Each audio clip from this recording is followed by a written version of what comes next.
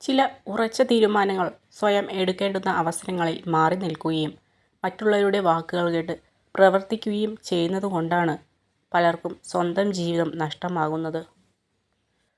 നിങ്ങളുടെ സമ്മതമില്ലാതെ ആർക്കും നിങ്ങളെ വില കുറച്ച് കാണാൻ കഴിയില്ല. എല്ലായിടത്തും ആത്മസംയമനം പാലിക്കുക. ബഹുമാനം നിങ്ങളെ തേടിയെത്തും. ജീവിതത്തിൽ നാം ആർക്കെങ്കിലും എന്തെങ്കിലും ഒരു നന്മ ചെയ്തിട്ടുണ്ടെങ്കിൽ അതൊരിക്കലും പാഴായിപ്പോവില്ല. ഒരുപക്ഷെ നാം ആർക്ക് ചെയ്തുവോ അവരിൽ നിന്നാവില്ല തിരിച്ചു കിട്ടുക, മറ്റാരിൽ നിന്നെങ്കിലും ആവാം, പക്ഷെ തിരിച്ചു കിട്ടിയിരിക്കും.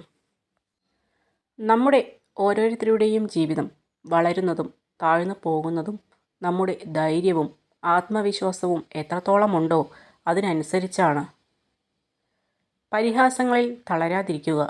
കാരണം പരിഹാസം കൊണ്ട് മാറ്റി നിർത്തപ്പെട്ടവരാണ് പിന്നീട് ഇതിഹാസങ്ങൾ കൊണ്ട് ചരിത്രം സൃഷ്ടിച്ചത്. കുറ്റപ്പെടുത്തി കണ്ണ് നിറയ്ക്കുന്നതല്ല, കൂടെ നിർത്തി കണ്ണീർ തുടയ്ക്കുന്നതാണ് യഥാർത്ഥ സ്നേഹം. മറന്നു പോകാവുന്ന മനസ്സും നിലച്ചു പോകാവുന്ന ഹൃദയവുമാണ് നമ്മുടേത്. ഇതിനിടയിൽ കിട്ടുന്ന കുറച്ച് സമയം സ്നേഹിക്കാനും സന്തോഷിക്കാനും കഴിഞ്ഞാൽ അതാണ് സ്വർഗതുല്യമായ ജീവിതം. നമ്മുടെ മനസ്സ് തൊട്ടറിഞ്ഞവരോട് മാത്രം എല്ലാം തുറന്ന് സംസാരിക്കാം. അല്ലാത്തവരോട് പറഞ്ഞാൽ സാഹചര്യങ്ങൾ മാറുമ്പോൾ നമ്മൾ തുറന്ന് പറഞ്ഞതൊക്കെ നമുക്കെതിരെയുള്ള ആയുധങ്ങളായി മാറും. നമ്മൾ ഒന്നുമില്ലാതെ വരുന്നു, ഒന്നുമില്ലാതെ പോകുന്നു. നമ്മുടെ സുന്ദരമായ ജീവിതത്തിൽ നമുക്ക് നേടാനാകുന്ന ഒരു മഹത്തായ കാര്യം ഒരാളുടെ മനസ്സിൽ ഒരു ചെറിയ ഓർമ്മയും ആരുടെയെങ്കിലും ഹൃദയത്തിൽ ചെറിയൊരു സ്ഥാനവുമാണ്. ഒരു കാര്യം തെറ്റായി തോന്നിയാൽ രണ്ടു തരത്തിൽ ചിന്തിക്കുക. വ്യക്തി പ്രധാനമാണെങ്കിൽ കാര്യം മറക്കുക, കാര്യം പ്രധാനമാണെങ്കിൽ വ്യക്തിയെ മറക്കുക. ജീവിതപാതയിൽ സംഭവിച്ച വീഴ്ചകളാണ് നമുക്ക് ലഭിക്കുന്ന ഏറ്റവും വലിയ തിരിച്ചറിവും നമ്മൾ ആരാണെന്ന് സ്വയം മനസ്സിലാക്കാനുള്ള അവസരവും. കൂടെയുള്ളവരെ നമ്മൾ ആത്മാർത്ഥമായി സ്നേഹിക്കുമ്പോൾ അവർക്കും അവരുടേതായ ഇഷ്ടങ്ങളുണ്ടെന്ന് മറന്നു പോകരുത്. അങ്ങനെ മറക്കുമ്പോൾ നിങ്ങളുടെ സ്നേഹം അവർക്ക് ഒരു ഭാരമായി മാറുന്നു. മനസാക്ഷിക്ക് നിരക്കാത്തതൊന്നും ചെയ്തിട്ടില്ല എന്ന ഉത്തമ ബോധ്യമുണ്ടെങ്കിൽ മറ്റുള്ളവരുടെ ശത്രുത ഗൗനിക്കേണ്ടതില്ല. എല്ലാവരെയും തൃപ്തിപ്പെടുത്തി ജീവിക്കാൻ ആർക്കും കഴിയില്ല. വിമർശനം ഒഴിവാക്കാൻ ഒരേ ഒരു മാർഗമേ ഉള്ളൂ. ഒന്നും ചെയ്യരുത്, ഒന്നും പറയരുത്, നിങ്ങളൊന്നും ആകരുത്. നിങ്ങൾ വിജയിക്കുമ്പോൾ പഠിക്കുന്നതിനേക്കാൾ കൂടുതൽ പാഠങ്ങൾ പരാജയത്തിലൂടെ ഉൾക്കൊള്ളുന്നു. പരാജയങ്ങളിൽ മനസ്സ് മടുത്ത് പിന്മാറരുത്. പരാജയമാണ് ഒരു വിജയിയെ സൃഷ്ടിക്കുന്നത്.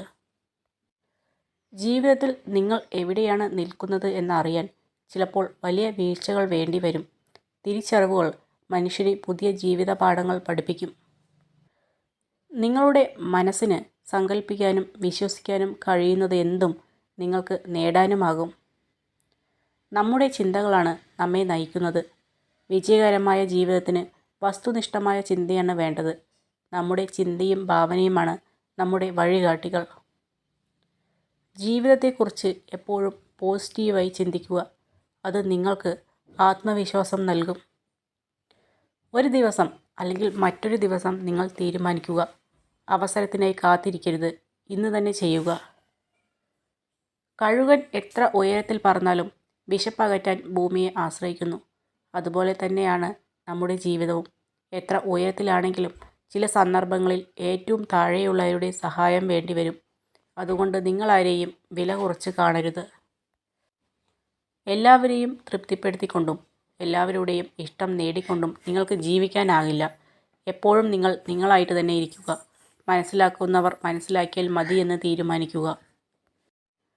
മനസ്സ് വല്ലാതെ തളർന്നിരിക്കുമ്പോൾ നമ്മൾ ഇഷ്ടപ്പെടുന്ന ഒരാളുടെ വാക്ക്, അല്ലെങ്കിൽ ഒരു നോട്ടം, അല്ലെങ്കിൽ ഒരു പുഞ്ചിരി, അതുമതി എല്ലാം മറക്കാൻ. അത്രമേൽ ചേർത്ത് നിർത്തിയിട്ടും മനസ്സിലാക്കാത്തവരിൽ നിന്നും പുഞ്ചിരിയോടെ തിരിഞ്ഞു നടക്കണം. നമ്മൾ ഉള്ളതും ഇല്ലാത്തതും അവർക്ക് തുല്യമാണ്.